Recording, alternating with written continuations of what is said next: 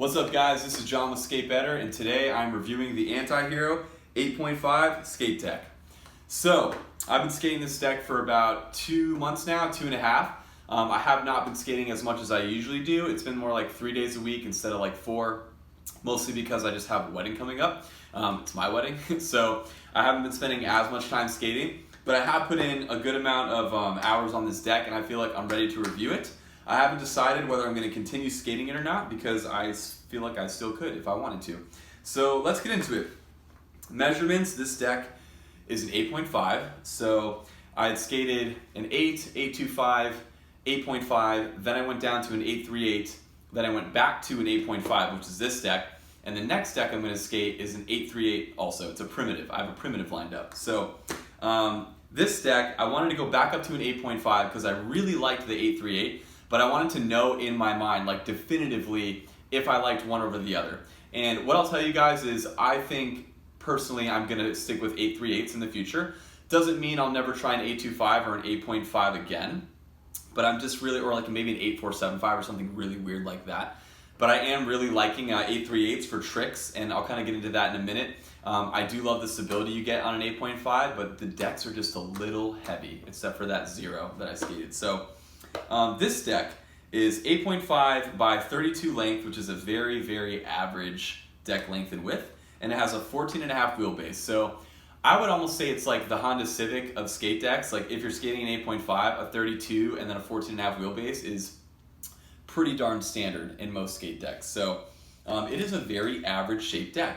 And as you can see, it doesn't have a tremendous amount of concave, but it does have a little bit of concave. So it's kind of hard to tell the concave in video, but just know the concave is like the swoopiness this way or that way. And it's pretty moderate. I'd say it's on a scale of like 1 to 10, it's about like a 4. So, or I'm sorry, let me take that back. On a scale of 1 to 10, 10 being the most concave, it's like a 6. So like the 0 I skated would be like an 8. This would be like a 6 concave wise. So it's a little bit on the concavier end, but without being like, I wouldn't call it like a very concave deck by any means. This deck also, because it's not super concavey, I wasn't getting a lot of wheel bite, which was nice. So I only skated Thunders on this deck, and Thunders are a lower truck than Indies, which is the other truck that I skate, and it has a good amount of space here, you can see. So of course I still got wheel bite here and there, but it wasn't as much as like the 0 deck. I was getting wheel bite a lot, and like even there were like 1 or 2 other decks I skated where like wheel bite was definitely happening. Not so much on this one. The nose is a very genuine shape. It's not super full and popsicle-y like the girl deck I had skated, but it's also not like a pointier shape like a Baker. It's like a little bit more on the fuller side without being like some of the boards I've seen, like the FA boards, or even the primitive that I'm about to skate looks like it's a little bit fuller, or like a girl deck would be a good example. It's a little bit more of like an average popsicle. So I remember stepping on it in the store and thinking that I really liked it. The tail, I will also say, is on the fuller side. So normally when I skate a tail, and this one does have some razor tail right now, it's not bad, but it does have a little bit of razor tail. This one is a little bit more fuller than some of the other tails that I've skated, and I actually like that. I think I like a slightly fuller tail also, and the primitive that I'm about to skate looks like it has a little bit of a fuller tail too, so we'll see what happens. But overall, very generic, average size of deck to skate. So let's move on to some more pros and cons. So getting into the next pro, I would say this is one of the most durable decks that I've skated thus far.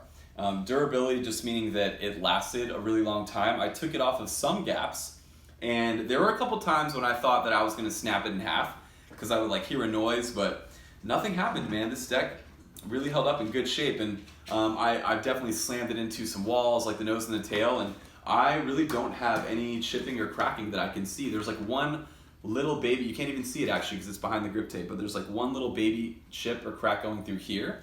But other than that, everything else on this deck is in really good shape. Even what I will also say is I popped a fair amount of like fakies off of this nose, like fakie tricks, and it still has a lot of snap and pop left in it. So obviously the tail is worn down because I do more tricks off the tail, but even the tail, like it's a meatier board, like it just feels like really meaty, like the nose and the tail. And it lasted a really long time. Super durable deck. That's why I'm honestly, now that I'm finally getting used to it and starting to like it, I might skate it a little bit longer. That's pretty much all I got. So just, it's an overall very balanced shape. It lasted a really long time. and it felt really pretty good. The cons. This deck definitely did have some cons. And what I will say, if I'm being truly honest, is just right out of the bat. So basically I threw the trucks on, went to go skate it, really didn't like it. Like, was expecting to like it a lot, and because a lot of people that skate Anti-Hero that I know are like, man, it's really good, you gotta try it. Didn't really love it right off the bat. I was having a problem just popping the deck. I was like, man, I'm having to put a lot of pop into this. Given I had just come from an 838, the biggest con I had is just heavy, man. This deck felt really heavy. And I know that Anti-Heroes are, so most people that skate them skate like vert and tran and things like that. So they're skating like big ramps or big gaps or whatever. Not that they don't skate street, because they do, but it's mostly the decks I see are being used for those types of things. And here's what I've come to the conclusion of. And if someone can verify this for me, like, that would really help. But what I found is, and I just came to this conclusion last night, this deck seems really stiff. So like when you skate it for the first time, my experience is a very stiff feeling deck. And I know that like a lot of other decks, like usually the wood has like a little bit of give, like a little bit of like bend and responsiveness to it. But this one felt really stiff, just right skating it in the beginning. Now that it's been about 2 months, it's finally starting to get a little bit of that like flex. I call it flex, that's the word I'm looking for. It has a little bit more flex in it. And now I'm feeling like it's springier and tricks and a little bit poppier, even though obviously the tail is wearing down, which is like another thing, which is to be expected. But in general, it's a very stiff deck. So it didn't feel great to me skating it right in the way, because I'm not used to that. I'm not used to having, number one, it was heavier, number two, it was stiff, number three, I had to put a lot of pop and power into the tricks. But after I got used to that, it actually became a lot of fun. So once I put a little bit more power into the tricks and kind of like figured the deck out, basically just like kind of working with it, I actually do have a lot of fun with it now. I can land most of my tricks pretty consistently, and I do think that it's a pretty good deck. I bought this deck for 40 bucks. I think it was like 42 bucks. It's a price point deck. I'm pretty sure with Anti-Hero, their price point decks just mean that their graphics don't have a lot of colors. So I'm pretty sure when most companies do that, it's just like minimum graphics or minimum paint. So that's why it's cheaper. I don't think it has anything to do with the deck quality. I would sure hope not. But anyways, it was a pretty good deck. Like, I could still keep skating it if I wanted to. The reason I'm probably not is because it's heavy, man. Even with Thunders on it, Thunders are like a really light truck, it still felt really heavy. So other than that, it's an 8.5, heaviness is to be expected, but once again, I was skating a 0 that was an 8.5 before, and it was definitely lighter than this, and I definitely didn't have to put as much pop into it to get tricks done. So I might skate it for like another couple weeks and just have some fun with it. You know, because it is a cool deck, and it is pretty fun to skate now that I've gotten used to it.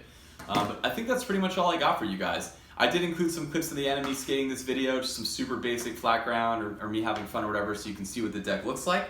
But if you guys do like this review and this video, please feel free to like, comment, and subscribe. I got some new reviews coming out soon. I got the Adidas Taishans I'm reviewing, and then I got the primitive deck coming up as well. I hope you guys enjoyed this video, and take care.